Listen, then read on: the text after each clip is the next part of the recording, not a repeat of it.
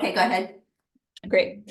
So yeah, we're hoping with the support of our team and the community to be able to not just have those boxes in South County, but to actually have like open drop-in harm reduction clinic hours. Amelia and I are thinking about hours that work good with our current schedule would be Wednesdays from 2 to 4. And so that would be right after WIC and also the same day that they do food bank, and a nice like Wednesday service day. So next Thursday, I'm doing a Narcan training at Brennan Community Center with their senior group at 10 a.m. To talk about the box. That the box is either up or it's being put up right now. They have it and it's on the county to put it up. And I've been talking to the community center folks. So I'm excited to train them on the Narcan and to talk about the box, and then to also say like, oh, we're not just like putting this box here, but we're actually going to be bringing people down here to do, direct service hours. And then haven't set up a training for Quilcene yet, but have been talking to the director of the community center there. And once they get the box up, we're going to do the same thing down there and plan a Narcan training, talk about the box, and then do some kind of like informal, just like relationship building with people and say like, what else would you like to see here? We're hoping to get this, harm reduction clinic going. And additionally, we have this van that we bought in June.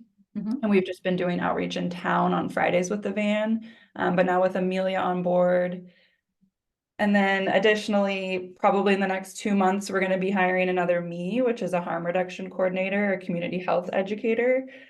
So once we have a little bit more human power, we're also hoping to be taking the van down to South County. And we aren't like setting a schedule for that yet, but we're just hoping to kind of like show up in some places that some of our participants suggest. We already have people coming up from Hadlock and people coming up from Quilcene and Brennan to the clinic. So I'm just going to talk with folks like, where would you like to see us? And then talk with whoever's parking lot, we might end up in, and make sure we have permission to be there, and do some outreach hours in South County. And then hopefully, by summer, be able to have an idea of like where we're needed, when people want us to be there, and have more of a schedule.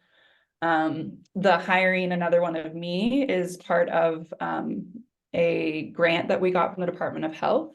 And that's going to be for sure funded for 18 months, but also like pretty for sure funded for 5 years, but they can't say that, but it's true.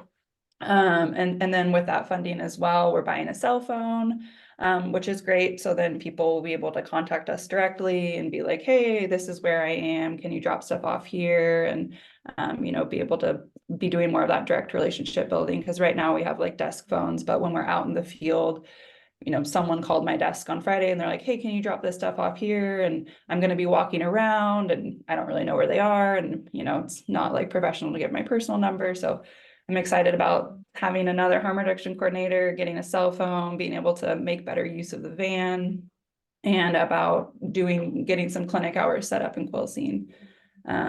So as far as a little bit of, does anybody have any questions about anything I've said so far? No? I do. I was just curious, when you talk about the earlier and anyway, like I got the impression you were talking about like educating people or meeting with them and stuff. What kind of things would you do? I mean, I guess when I think of harm reduction, I think of it as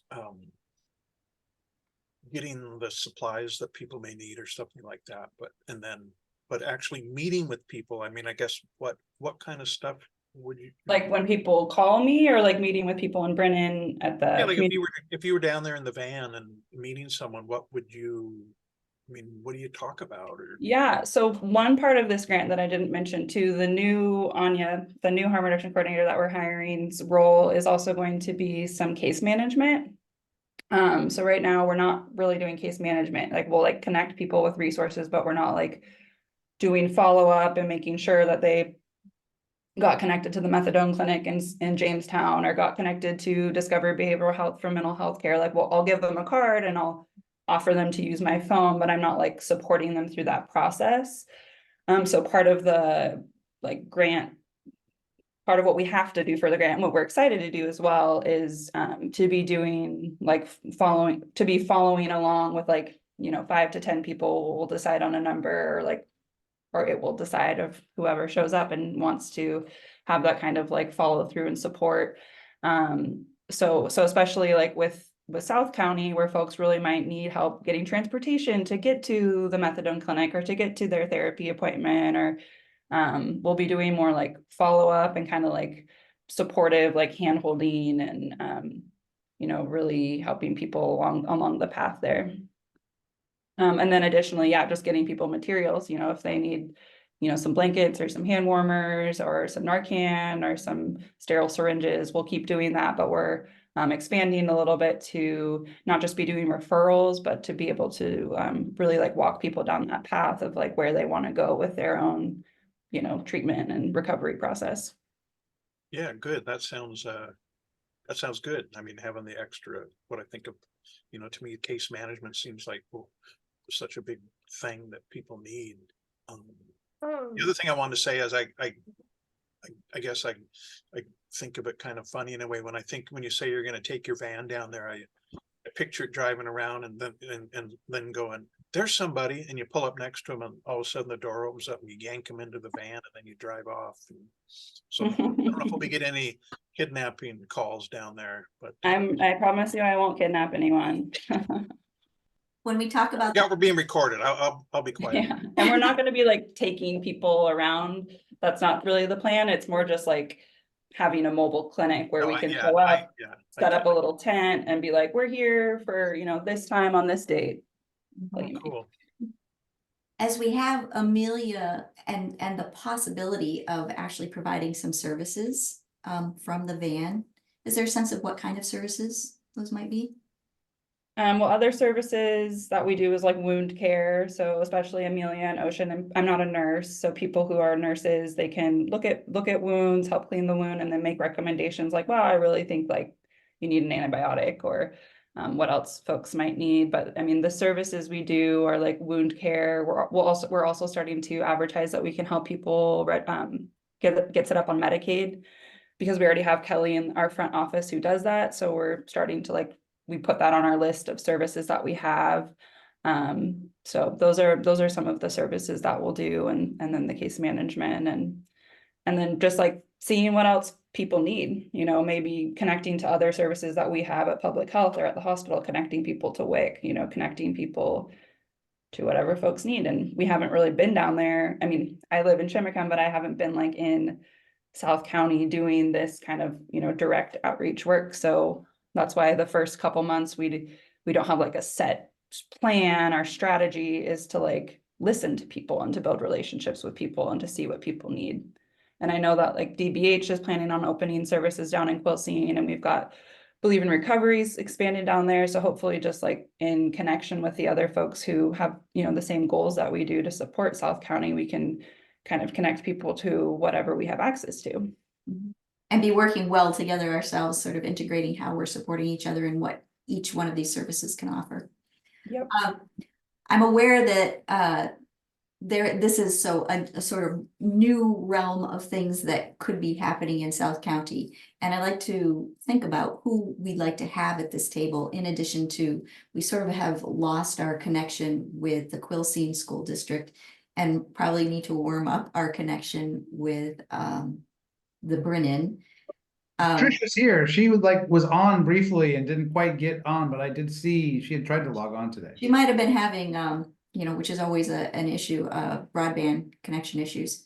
I Not saw for her. long. I saw her too. I saw her. Not too long, right? What did you say, Joe? Oh, I saw her little box pop up with her name in it too. Right.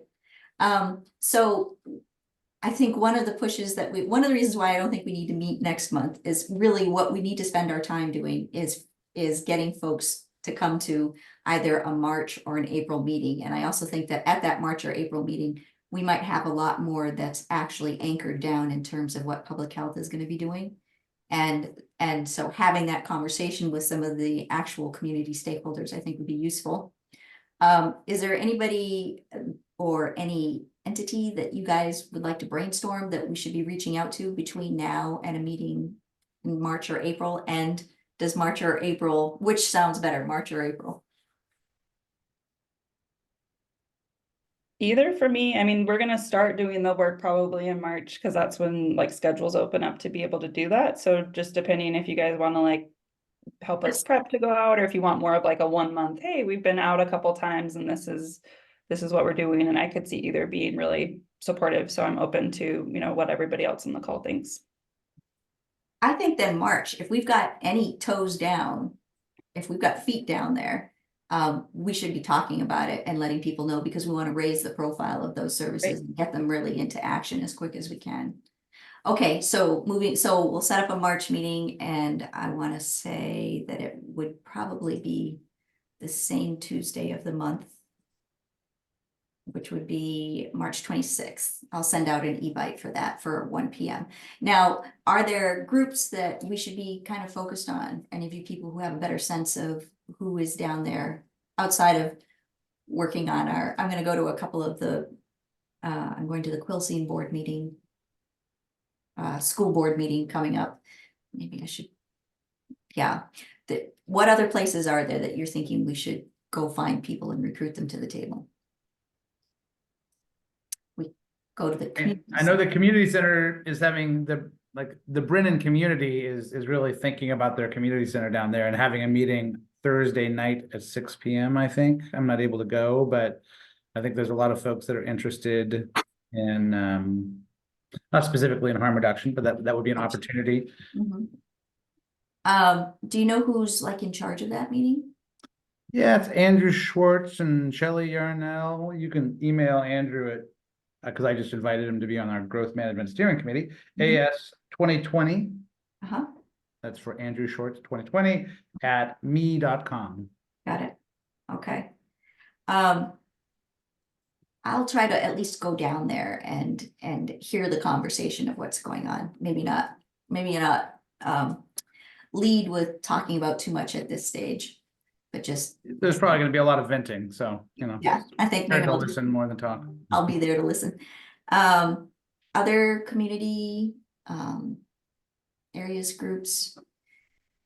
Hey everyone, this is Amelia. I hope you can hear me. I got different we can. headphones. Hi.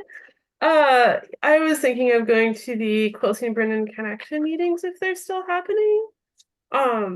So that might be like a one-stop shop, kind of just introduce the concept, be a face, meet people.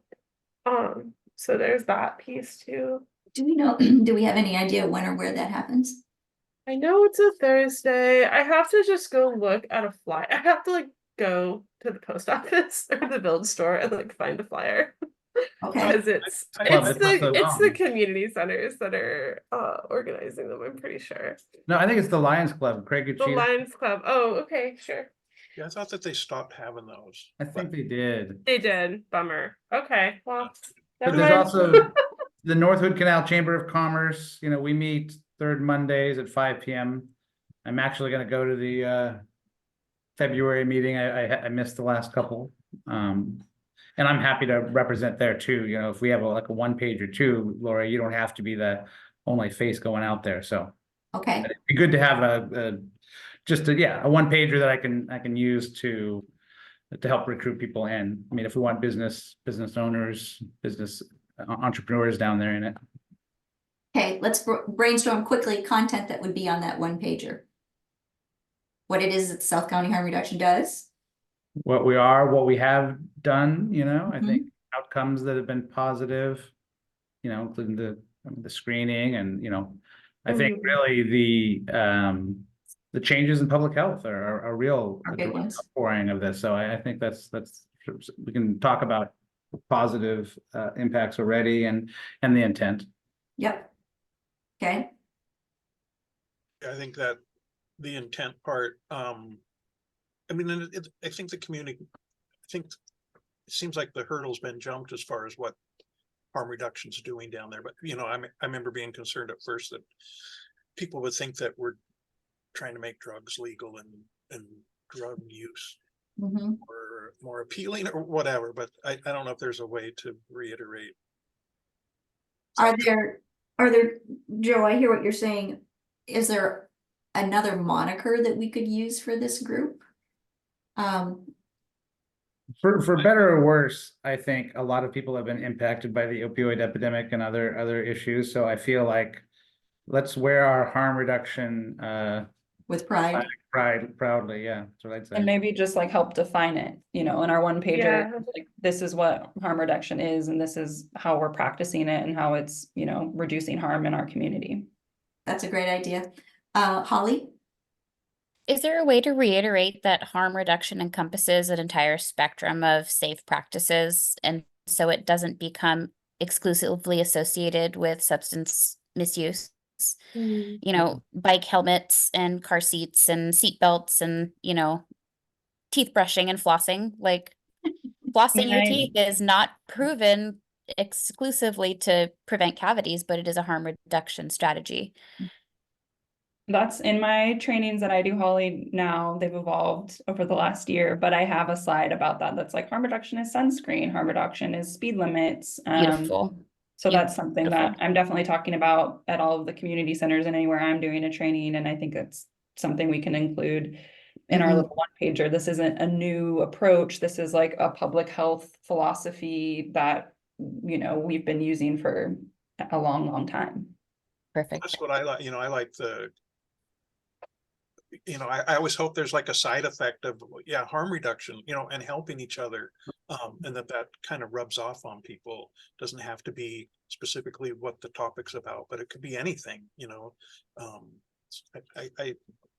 think it just kind of reminds people. I mean, that's how, for me anyway, the idea of, yeah, why not just help people regardless of whether you agree with what they're doing or not? I mean, anyway. Yeah, and I mean, I don't know the percentage, but a sizable percentage of the people who come to our clinic and the people that we support in outreach do not ask for syringes or pipes. They want blankets and hand warmers and deodorant and laundry vouchers. Laundry vouchers are like our most popular thing right now. Mhm. So, and no shame to the people who want sterile syringes, that's awesome too, but like, we're not just serving people who use drugs, we're serving vulnerable populations. So our messaging is going to broaden that definition. Anya, if I could, I might get with you maybe in the next week and just together we'll map out Yeah, that's what I was a sheet that thinking, we can be giving. Okay. I don't want to keep anybody longer than we need to. Is there anything else that people want to share at this table before I let you go? And Yeah, I guess I just wanted to add, I was, if you want to say, proud of the way South County handled it originally when this topic came up, and everybody seemed to be good with it. And, so I don't have a big hurdle to get over anymore, but anyway, yeah. I think we have made progress and we will make more progress. And it's all right to have a little bit of a transition as we go from where we've been to where we're going to go. If anything still has some stigma attached, is maybe mental health issues and harm reduction around that. I don't know if there's a way to just, broach that topic as well. All right, thank you for putting that out there. We'll think about that. We're gonna give you a great one pager, Greg. Can't wait to see it. Greg, when is your meeting When is which meeting? that you need the one pager for? I think you have. Oh, I don't. Time, 2 weeks. Okay, great. We'll get together in the next week, but just checking. Great. Great. Okay. All right. Anything else? Thank you guys for coming. Appreciate that you come here every time, even if we don't have a huge attendance. Not me. I missed a couple. Sorry. We missed you. I'll send out an invite for the March 26th meeting, and I'm sure I'll see y'all before then. All right. Have a great afternoon. Bye, Bye-bye. everyone. Everyone. You. Bye. Bye.